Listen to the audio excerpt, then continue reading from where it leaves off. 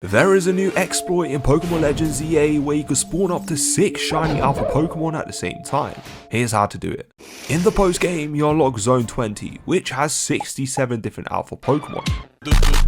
And you have the ability to get any of those Pokemon as shinies. Fly over to this specific Pokemon Center, so you register your spawn point there. Now head over to Zone 20's main entrance. Your job is to get the 2 random alpha Pokemon to the entrance. So just play around with them and make them follow you to this part where the stream is. But this is important, make sure you don't faint, as it ruins the whole exploit. Once they follow you to around this sort of area, run quickly to the entrance and make sure you exit out. Save the game straight away as soon as you exit. Now close the game, reopen it, and now when you go back inside area 20, the alpha Pokemon should be in a new spawn location. Now this time guide them to the entrance and then exit the zone and save the game. Close the game once again and reopen it. Those 2 new alpha Pokemon should now have their new spawn location right beside the entrance. Now in order to spawn more alpha Pokemon in the middle of the area again and have up to 6 different alpha Pokemon at the same time, you will have to run back just below 60 meters and then save the game and close it. Reopen it, and now those 2 Pokemon are locked inside that entrance area, whilst 2 new alpha Pokemon will now spawn in the middle of the area.